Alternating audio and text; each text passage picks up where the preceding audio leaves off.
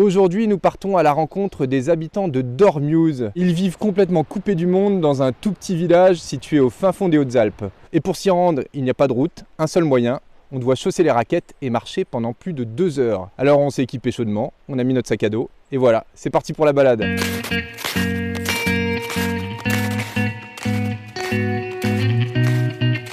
Alors attention, pour venir à Dormiouz, c'est une route qui n'est pas évidente.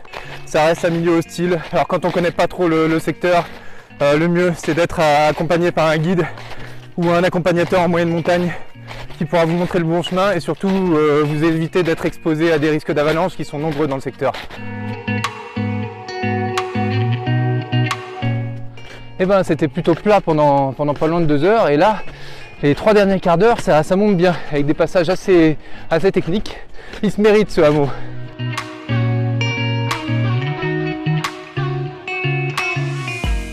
Alors je crois que je touche au but. J'arrive devant une maison où il y a écrit vin chaud. C'est pas mal. Ah bah voilà. Ah. Bonjour, vous êtes Martine? Oui, bonjour, super. Ah bah bonjour, enchanté. Oh, ça fait du bien de serrer des mains chaudes. Ah oui. J'en avais besoin. Bonjour, vous êtes Alain. Eh ben enchanté alors. Bon bah merci de m'accueillir, ça fait du bien de sentir la chaleur humaine par ici. Nous voilà enfin à Dormiouz, à 1800 mètres d'altitude. C'est sans doute le hameau habité le plus isolé de France. Il y a un siècle, environ 400 personnes vivaient ici.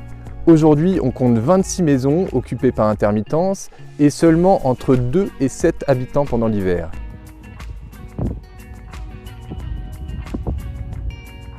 Eh bien, bienvenue chez nous. Bienvenue. On a donc des chambres d'hôtes, des tables d'hôtes à Dormiouz, un village très isolé, mais très ancien et plein d'histoire.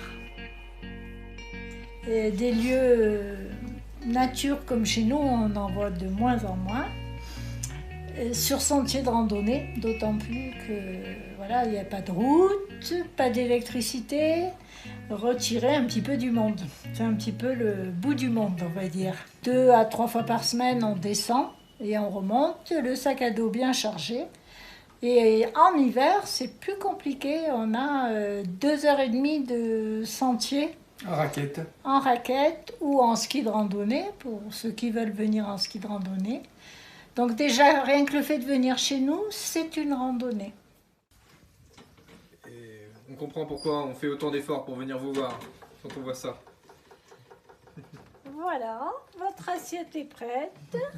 Voilà.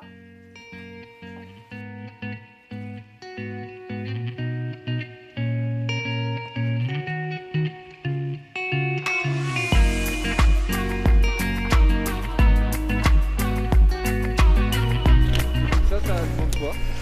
7 panneaux solaires, ça va charger des batteries qui vont permettre de stocker l'énergie. Ensuite, ces batteries, il y a un convertisseur qui va transformer l'énergie en 220 volts, ce qui permet d'utiliser tout type d'électroménager, hein, donc les frigos, enfin tout ce qui marche en 220 comme de partout, hein, et d'avoir donc tout le confort.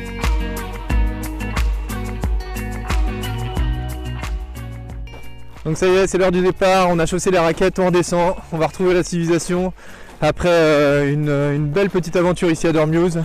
Donc si vous voulez en profiter, n'hésitez pas, renseignez-vous, regardez sur internet, 3 possibilités d'hébergement, voilà, les chambres d'hôtes, les craintes violettes, sinon il y a le gîte de l'école et bientôt donc le gîte de l'oncle Émile. En tout cas, il y a de quoi passer des belles vacances, de quoi changer des pistes de ski, on vous le conseille.